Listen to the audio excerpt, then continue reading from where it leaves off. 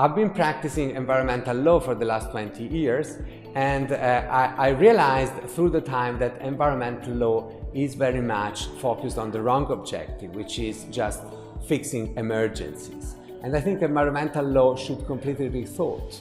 And I think we should have, as humans, as citizens, as individuals, a sort of ecological conversion. This is a very interesting term that in fact you could find in the literature even in earlier times, but was relaunched by the encyclical letter Laudato Si of Pope Francis.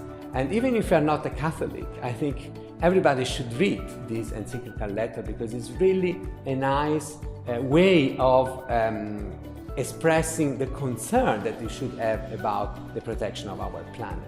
My personal experience of change started 10 years ago when I heard a Swedish philosopher at a conference saying that the way law is shaped nowadays, the way it has developed, is just protecting unsustainable conducts.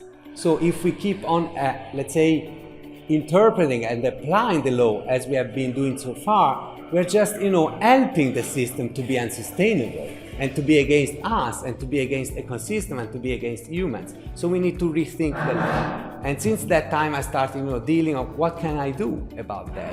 And then I finally reached the point where I think we should completely rethink environmental law, going towards a new approach, which I call ecological law. And that now I see there are many signs. So I think we should rather be activists and use these opportunities and try to steer these in the right direction with the participation of the broadest number of people around the world in the different countries.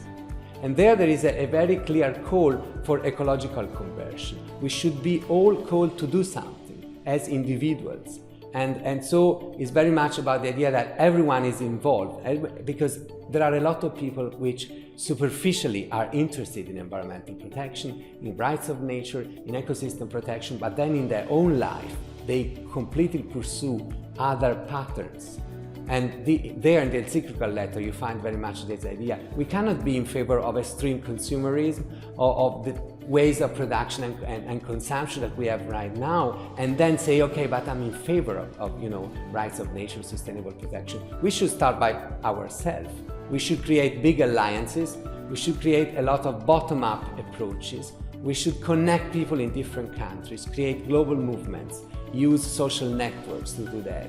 Don't expect governments to do that. Governments will do that only if they realize that the critical mass of people within the countries at the global level has reached a point where they cannot ignore that. At that point, politicians will step into this. Don't expect them to do that before we reach that critical mass. That's why I think we should all, as legal experts, become activists, and as academics become activists. And that's why I don't think we should have these kind of differences. We are all citizens.